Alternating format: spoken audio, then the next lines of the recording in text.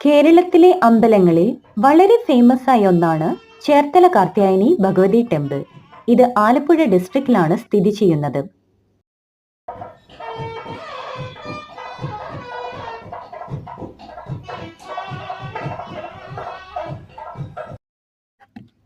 വില്ലമംഗലം സ്വാമിയാറാണ് ദേവിയുടെ പ്രതിഷ്ഠ നടത്തിയിരിക്കുന്നത്.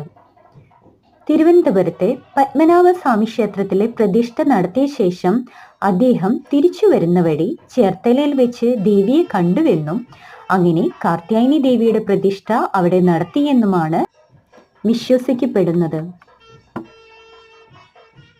ചേർത്തല കാർത്യായനി ദേവി മംഗളദായിനി എന്നും അറിയപ്പെടുന്നു.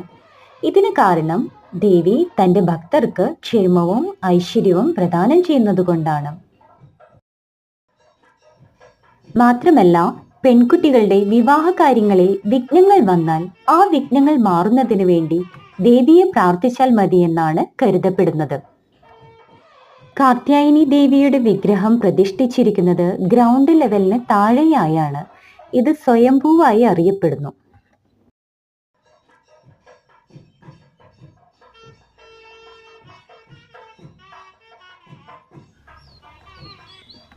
ദേവിയെ കൂടാതെ ഇവിടെയുള്ള മറ്റ് ഉപപ്രതിഷ്ഠകളാണ് ശിവൻ, വിഷ്ണു, ഗണപതി, ധർമ്മശാസ്താവ്, നാഗങ്ങൾ എന്നിവ.